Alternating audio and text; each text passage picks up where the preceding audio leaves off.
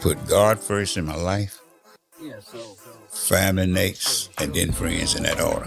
At this point in your life, what are your goals?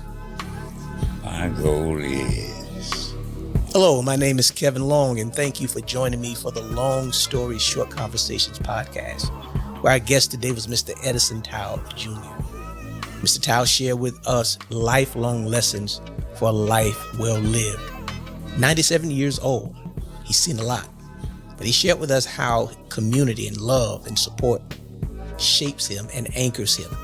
And he even shared with us that he has a goal at 97 years old to keep contributing to society. Thank you for joining me, and we hope to see you again. Now, let's go to the episode. Well, welcome to Long Story Short Conversations with Kevin L. Long, where we have discussions, brief discussions about broad topics. And today I am excited, I'm elated, I'm ecstatic about my guest for today. And I guess I'll just begin this intro by saying that according to PewResearch.com, centenarians, those persons who are 100 years old or older, now they make up a little under 0.1% of all people who are living. But by 2060, hear this, 2060, that number will increase to 589,000 people, 589,000 people, which literally means that it will increase from 0.1% to 0.3%. So we have a phenomenon of those who are 100 years or older living amongst us. And I want to learn from the best. Our guest for today is my best buddy. He is 3 years from being a centenarian. He has lived through 18 presidencies. He's lived through World War II, the Korean conflict, the Vietnam War. He's lived through Jim Crow, civil rights era. He's lived through the analog to digital, from digital information age. He has a wealth of knowledge, and I'm glad to have him here to share with me today. His name is Mr. Edison Towe Jr. Dad, how are you today? I'm fine, thank you. Good, so glad. You're looking mighty sharp, man. Well, I don't know about that. Yeah, I'm glad I'm here. Take my word for it. You sharp. You are sharp today. Listen, I don't want to waste any more time. I want us just to kind of start from the beginning. Let's talk about life growing up in Eastern North Carolina. Let's talk to us about what it was like being Edison Towe from the beginning. In the eastern part of North Carolina, like most of North Carolina, it was the Jim Crow, kind of like slavery-like. But where I came from, the people were real friendly. And I was born on Monroe Street, as you said a few minutes ago, 97 years ago. The house is still there. I go to a church that's right across the street that's still there. We moved up on 3rd Street, which was a dead end. My mother and my father, Edison Towe Sr. and Elsa Towe, they raised me. We lived in town, but we didn't have that indoor plumbing. So we had the pump outside, and we also had that outhouse. We had some good times. I had 3 sisters and good neighbors, and everybody in our neighborhood was friendly. We were all family. We loved each other. And from that time right on through college, if I had to do all over again, I would want to start at the same place. Wow. Now, you said you had 3 sisters. You're the only boy. Only one. Where were you in the birth order? I'm the oldest. I was the oldest. I had a sister Vivian. I have a sister living now in Princeton, and my baby sister Nola. Okay. Yes. Okay. Wow. Quick to move ahead. I want to ask you about what it was like in your young adulthood? I know that when you left Plymouth, you came to Charlotte. You chose Johnson C. Smith University, but I think you were in the military first, if I'm not mistaken. Well, when I was in high school, I went to a school and I graduated from a high school called Plymouth Colored High School. Okay.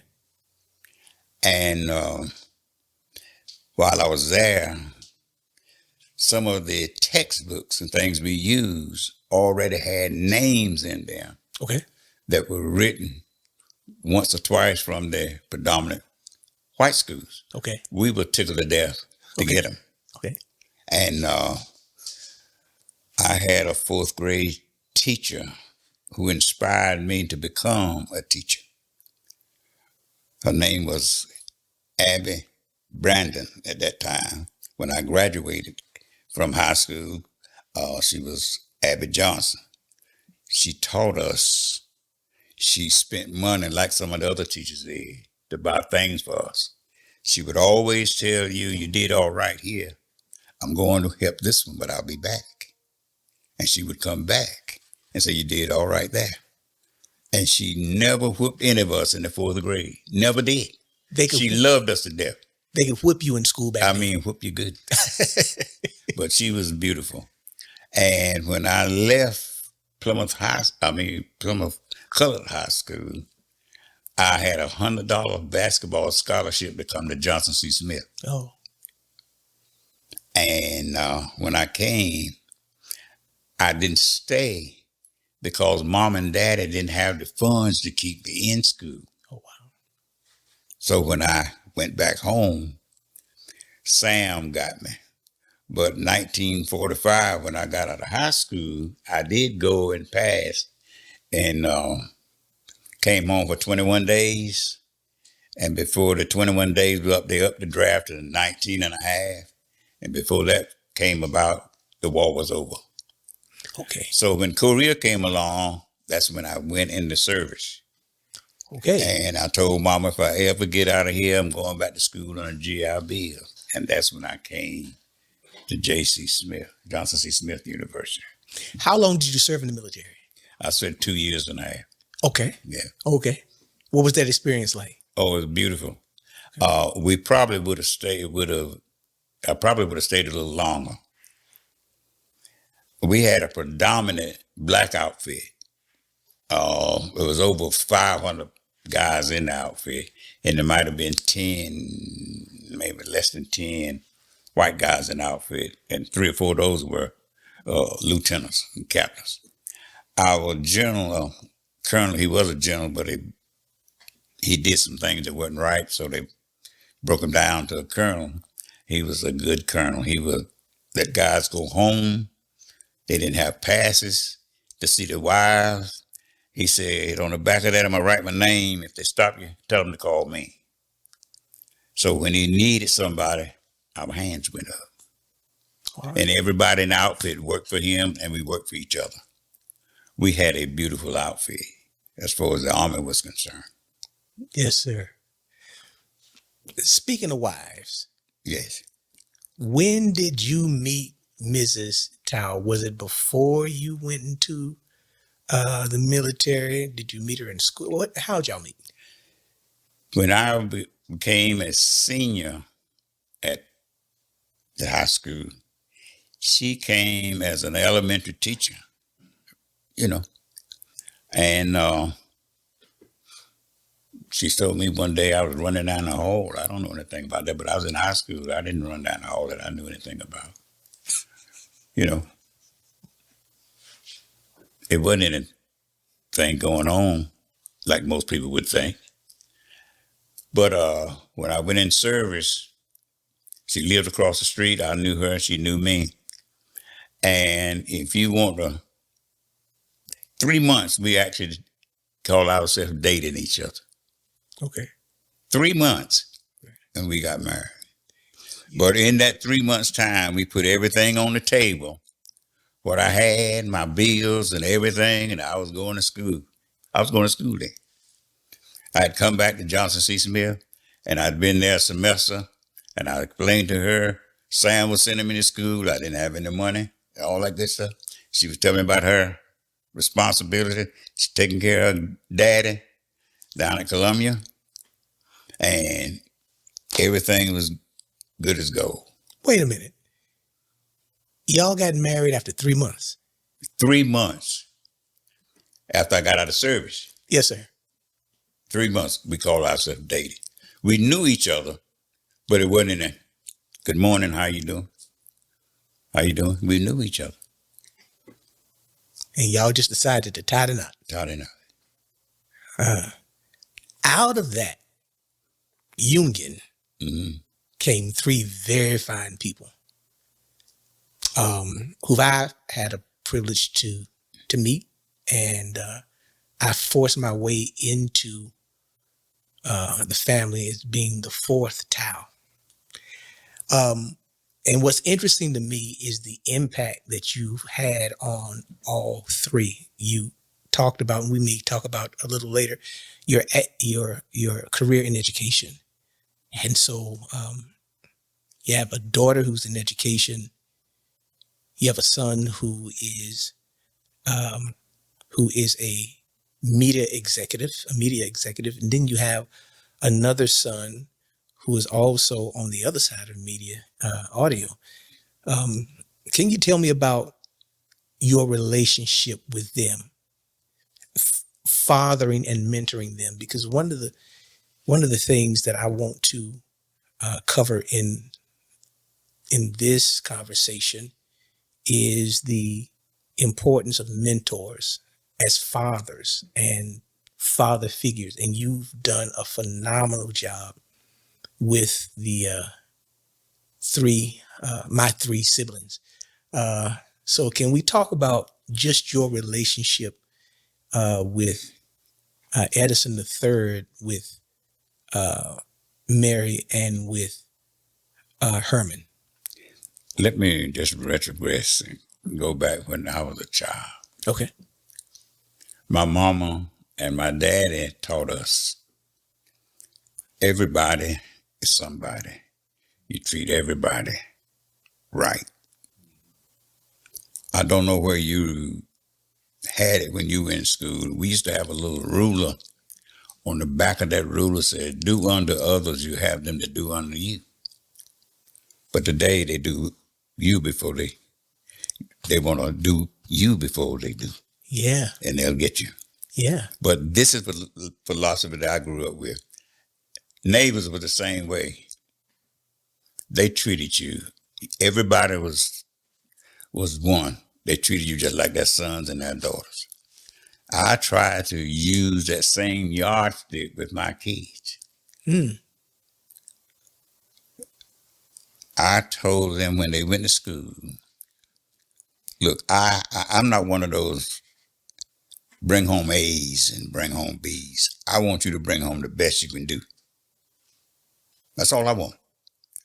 Do the best. I'm going to check on you when you do wrong. Check on you when you do right. I'm going to help you when you do right. And I'm going to try to punish you when you do wrong. And anytime you see daddy, and I tell people that right now, you see daddy doing something that's not right, you come to me, but use the Bible as the yardstick. Now, don't tell me Aunt said it or Grandpa said it. I want you to show me in the Bible. I think you know this better than I do. I think it's Proverbs 22:6. Train up a child in the way he should go. And when he's old, he won't depart from it. Yeah. So it's 2 parts today. You got a first part where you got to motivate him. You got to teach him. You got to instruct him. And you got to demonstrate same. I was a babysitter person. What do you mean? When we had invitations to go out to certain activities, where's the babysitter? Who's the babysitter? My wife sometimes said, they're old enough to sit by themselves. I said, they might be old enough for you. I said, you can drive or you can ride, but daddy's going to be here with these babies. And I did that. Yes, sir. And they'll tell you sometimes she would take long trips with the NAACP and some other people going through. Daddy would be there. Not trying to show off, but my daddy wasn't there all the time because he was the breadwinner. But when he had a chance to be with us, he was there. Mama was always there. She would always explain to us when we want to talk to her about things. And I try to be that way with mine. Come to me and talk. I had one to tell me not so long ago, he was afraid of me. I said, I didn't think I raised you that way. But he knew that I loved him. And I loved them all. And they can talk to me about anything. My daughter, in particular, we were on a trip one day, and she had mentioned something to my wife that she didn't say to me when we were riding out. I caught her one day. I said, baby, you let me down? She said, what?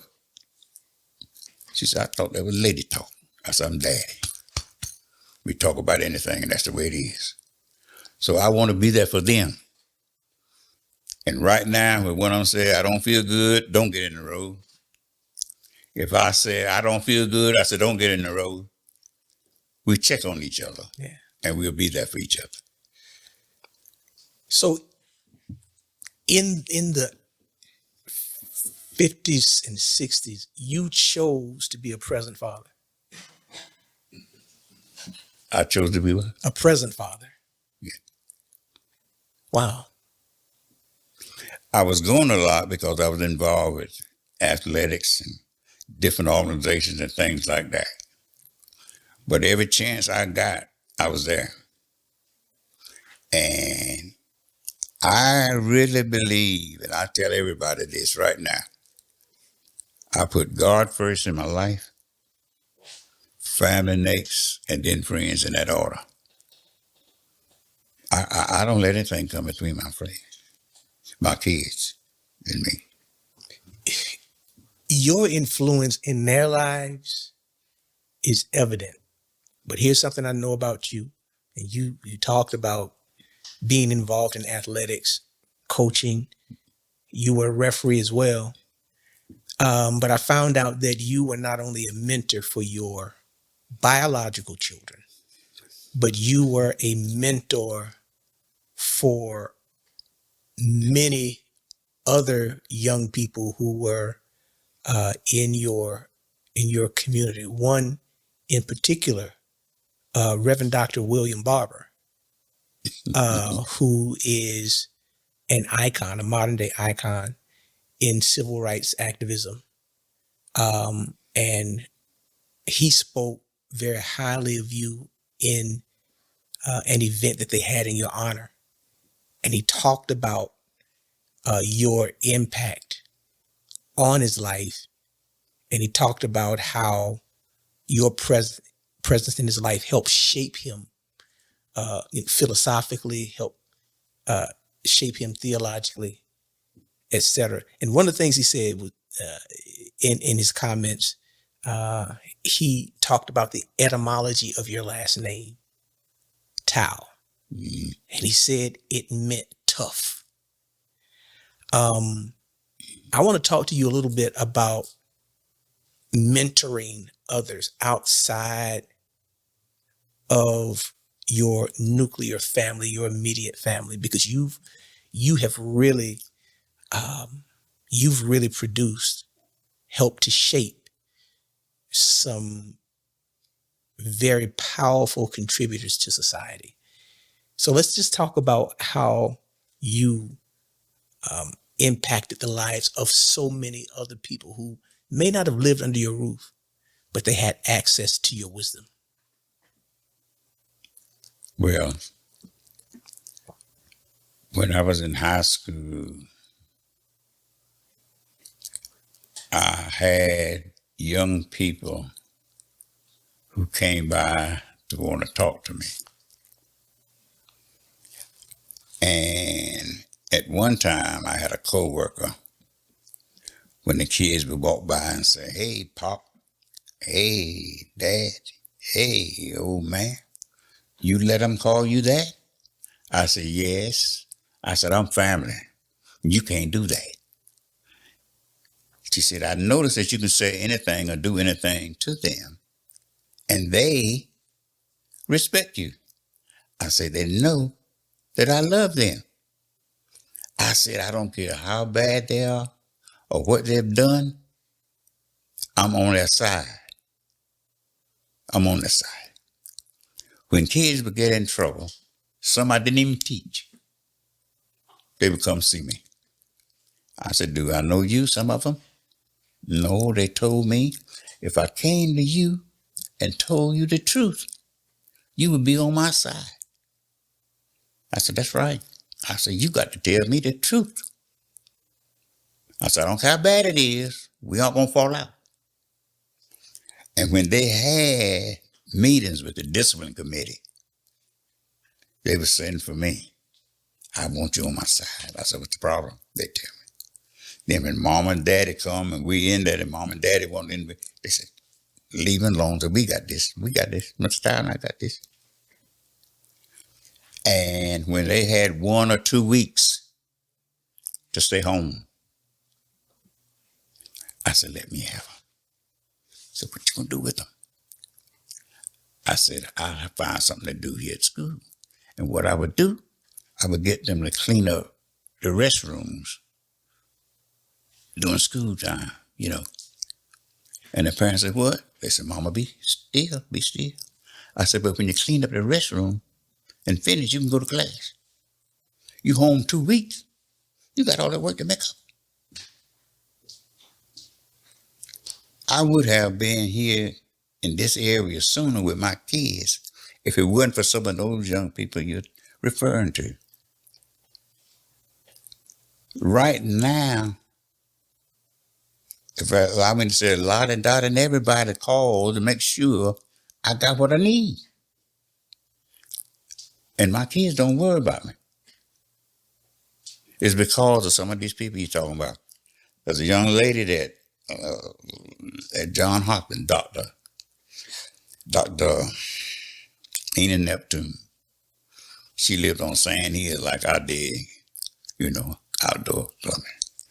There's a Dr. James Williams, one of my 8th grade student attorney out of Durham. I got a lot that I can go down the list. And they'll see me and say, there he is right there. So there's the man. I said, no, somebody help me.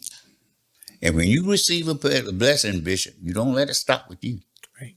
You need to pass it on. And if the Lord allows me to do that, I'm going to keep on doing it. And the kids know. They're there, though. So I love you. And right now, they call him my daughter, and Mr. Towe's invited to our reunion, class reunion. So he can come, don't have to worry about a thing. I said, again? Yeah. So, you know, you got to be there. But what happened to me, I was talking to this lady, and I wasn't talking right. She told her daughter, go check on him. She was one of the persons that called me Boo. I was on the floor. My blood sugar was so low. And when the doctors checked me out, and I came back, said, yo, it was so low, you weren't supposed to come back. I said, maybe God got something for me to do. And after that, people have been coming to me to do things and speak and do this and do that. And I can hear, you know what you say, you're going to do it. And that's what I've been doing. Listen, I know you are the big man in town. You're the big man. No, I don't want to be the big man. No, but you are. I saw it with my own eyes when I remember when I Yeah. left homecoming at Elizabeth City, snuck in on you Sunday morning at worship, and the man has his own parking space, and you were just honored by so many people, and I remember being proud to be connected to someone who is honored and esteemed in the way that you are amongst the people in your community. I want to go back to something you said. You said that when you worked at the high school, that some of the students would call you old man, Mm-hmm.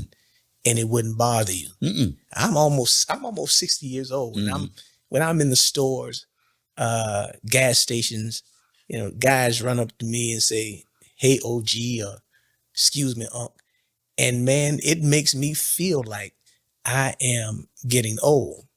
But I realized, and I had a conversation with one of my friends, that at our age, I'll be 60 next month. At our age, we are now the mentors that we used to look up to. And when we had that conversation, my mind immediately went to you, simply because, number one, at my age, there's still so much I don't know. And you are a valuable asset to me. 97 years old, you've seen things that I've never seen. You've experienced things that I've never experienced. And your worldview is much different than my worldview is at this point.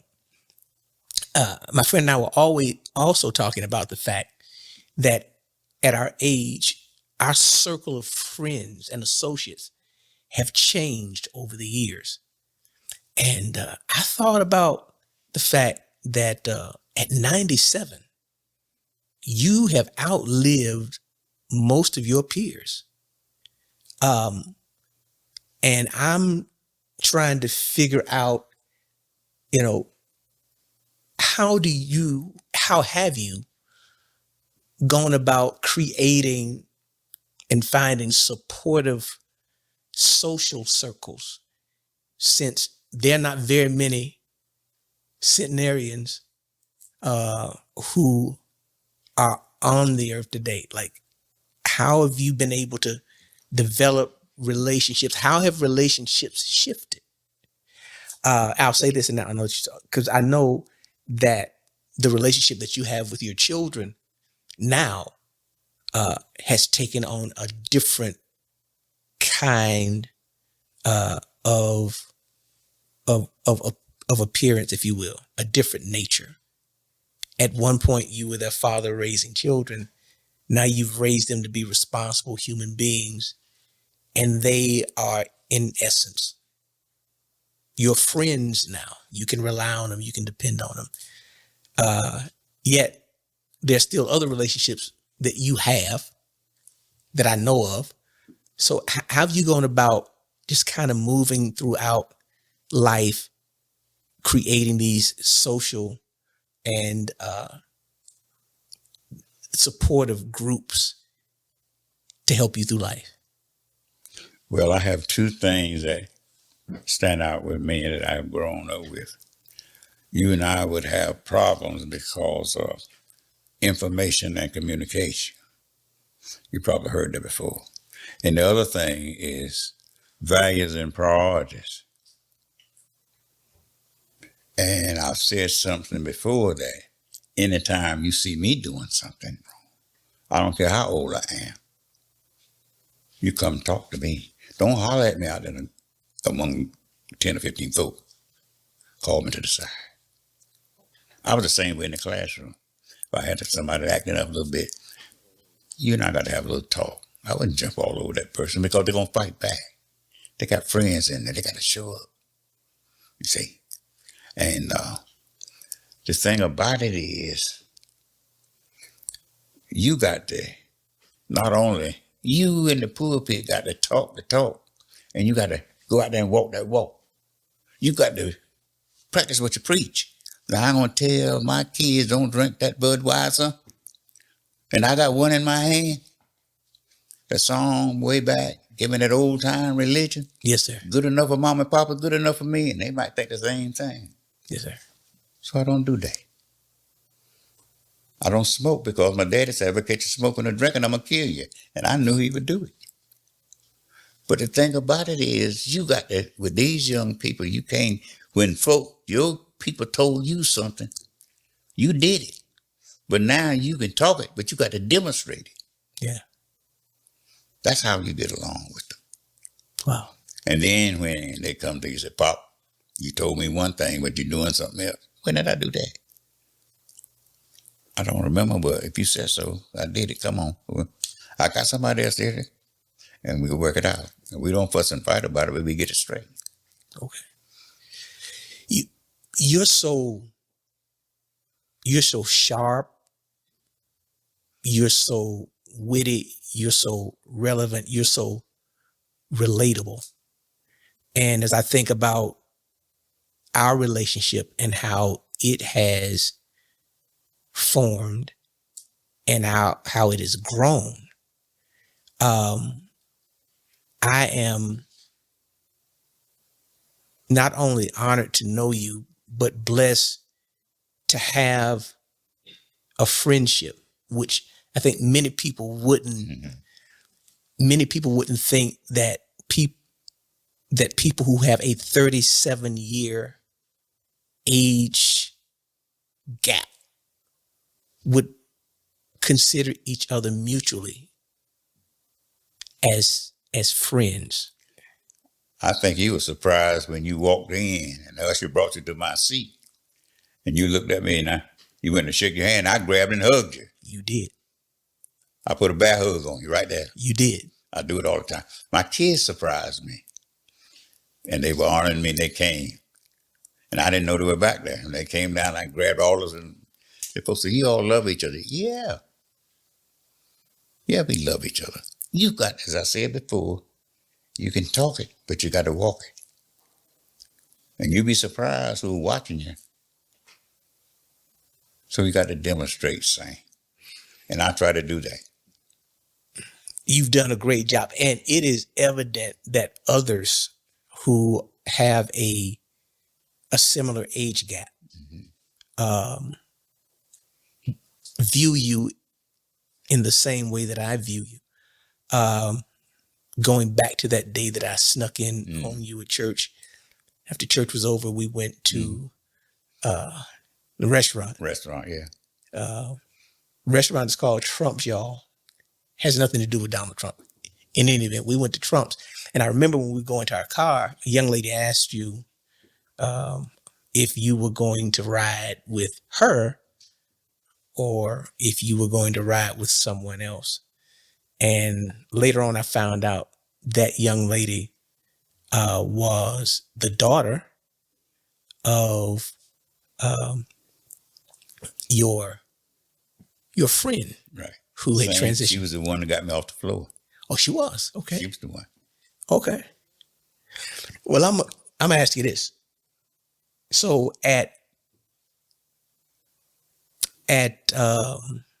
having been widowed for a while, you back in the dating pool, and you found somebody else. Talk to me a little bit about that whole experience. Well, my wife and I was married for 60 years. 60. And she's been gone 11 years. So the lady that you're talking about lost her husband before my wife passed. And she was right there with him the whole time. When my wife was sick, I was with her the whole time. 2-3 years later, she needed a ride home. I said, so I took her home. We went a long way for some reason. And we started talking. And that's how it started. We would go to church. We'd go out to eat. We'd go to shopping together. And people said, when are y'all going to get married? I said, well, what? What are you get married for? We never did. One day we was in Walmart and I saw a set of rings. I said, you like those? She said, yeah, they look nice. She said, do I have to cook? I said, yeah. Don't worry about the rings. I wasn't saying anything about her getting married, but she just assumed that I was going to ask her. But we went on for that. Yeah. And she was real nice. And my kids met her. They liked her. And the young lady had some kids and grandkids. They love me to death. They'll call me. Don't you want for anything? We got your back. Uncles and aunts, they call me. Say, you were nice to my sister. You're nice to my mother. We're going to look out for you. And I thank God for all of that. So you were steadily just building community as life went on. Yeah. Like I told her, I said, look, God looked down here. He saw that you read the fine print, for better or for worse. He saw that I did, for better or for worse. And he said, those people try to do what's right. So I'm going to give them a little heaven on earth. And we had it for a little while. I love it. So the thrust of this show is lifelong lessons for a life worth living. And you embody that whole concept. The life that you've lived is full of lessons, full of experiences, full of, I'm sure, trials and tribulations, but triumphs and wins as well. I want to ask you two questions. Being that you were born in 1927. December 27. How have you remained virtually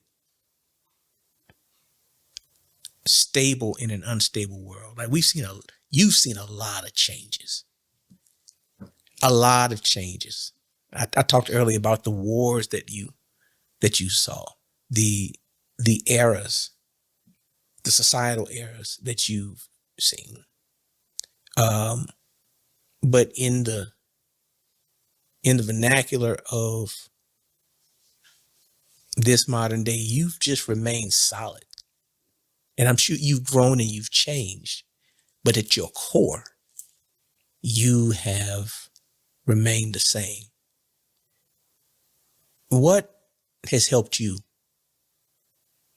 to remain Edison Towe Jr. all these years? I'm glad you mentioned Edison. And I'm going to put Elsa in there too. I still got those guys in my computer. They taught us early about things to do. They taught us about right, and they taught us about wrong. And I'm sure there are times that you have done some things, you can hear them talking to you. And I don't want to lose that. I don't want to lose that. And my daughter might say something about this, but when she was in college and sometimes she would make something that your daddy say, I heard the whisper. I said, don't lose the whisper. Because we've talked. Right now, anything we want to talk about, we talk about. Whether I agree with her or whether she agree with me. But we talk about it. And we would come up here when all of us were together and start talking and having fun, blah, blah, blah. First thing she would holler, that's not scripture. We shut right up. Because she knew she had the word for us. But it was all in fun at that time. Yes, sir. But we try to back each other and do everything that's right. I got that from my fourth grade teacher. That same lady, I worked with her for 10 years. Came back and worked with her 10 years. When I came to college the first time, she gave me 50 cents in that car. Gave me 50 cents. That's when I had to come back home and didn't have the money. And she was always there with me.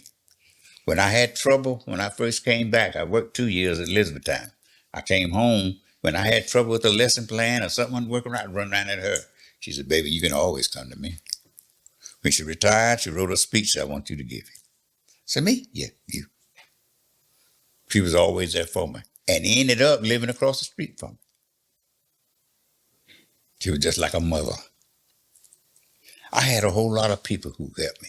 When I got married and came back to Smith, I had people who knew me. I'm married, sending me $2, $3.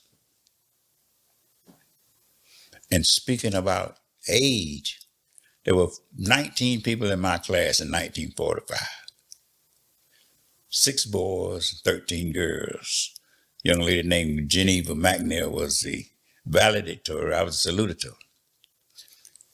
All of those people are gone now. I got one co-worker that I worked with at 4th Street School that's still living, that I know about. I'm the oldest member in my church. And I get around and try to support people. I tell people at home, I got 2 pastors, my pastor and another guy that was one of my former students. When he's preaching, I try to be there when I can. You know, and he's still a member of Spring Green. But what I'm trying to say is that you got to show it and you got to do it. And the lady that you were talking about, I respected her as a lady. I respect her as a lady. And the people say is that you need to teach a class of these men here at church. They don't treat ladies like you do. You got to open the door for them. And she told me one day, don't open the door, you're having trouble with your knees. So that's when I stopped doing it. But what I'm saying is, if you put God first in your life, put your family next, then your friends will fall in line. But they got to see that stuff. And I'm not doing it for show. I'm doing it because it started with Elsie and Edison. They taught us. My sisters and I, we loved each other, and we were there for each other. Didn't have a whole lot, but we had the love. So what I'm hearing is community has been consistent in helping you stay true to your core. After God. After God. Community, Yes, sir. right. I love it.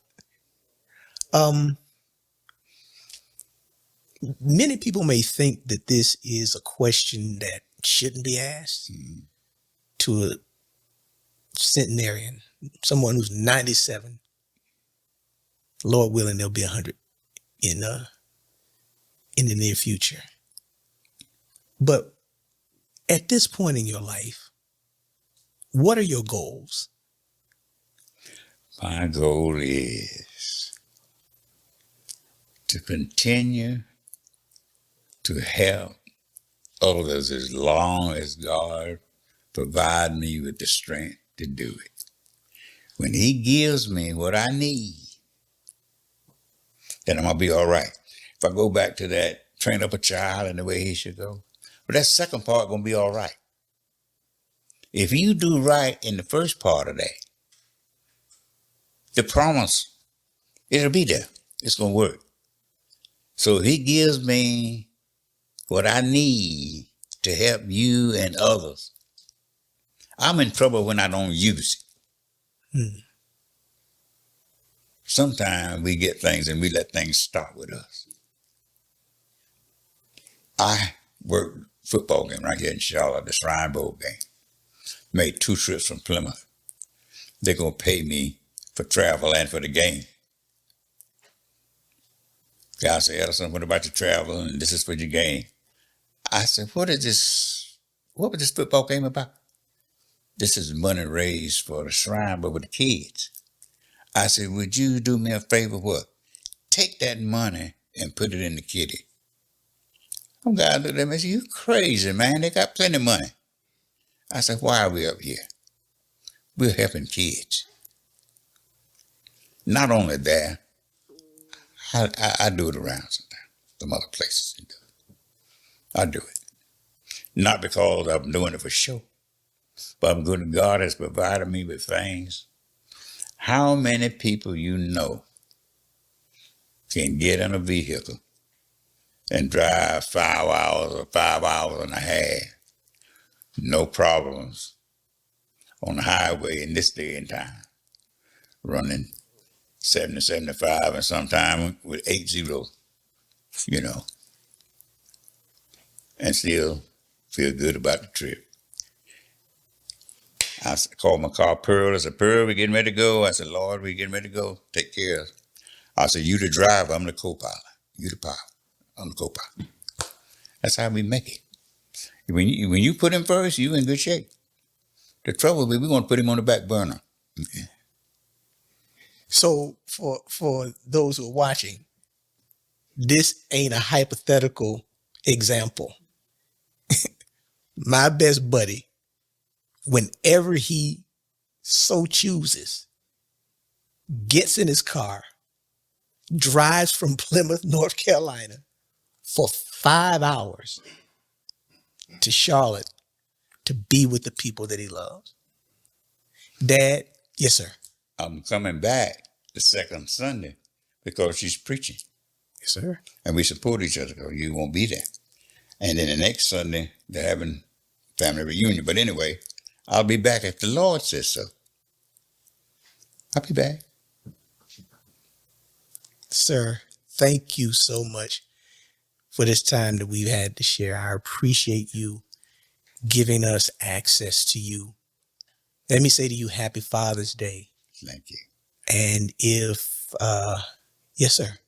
I was going to say happy Father's Day to you. And thank you for the invite. And I hope that God has given me enough to say to you, to let you know that I'm out here in the vineyard working, trying to help these young people. I went to a place the other night and the guy said, Mr. Towe, we need you every first Tuesday in the month. They have a men ministry at another church. They came for our Men's Day and they went some other place and they saw me and said, we need you. I said, oh, okay, when? Well, July we won't be. What about August the 3rd? I put my name down. I'll be there if the Lord says so. And I'll have something to say. And most of them in there be my babies, former babies. Wow. Thank you again. I'm so appreciative for you and so thankful that you spent this time with us. I'm Kevin Long. This is Long Stories and Short Conversations, lifelong lessons for life well lived. You have heard from the best today. Thank you for joining us.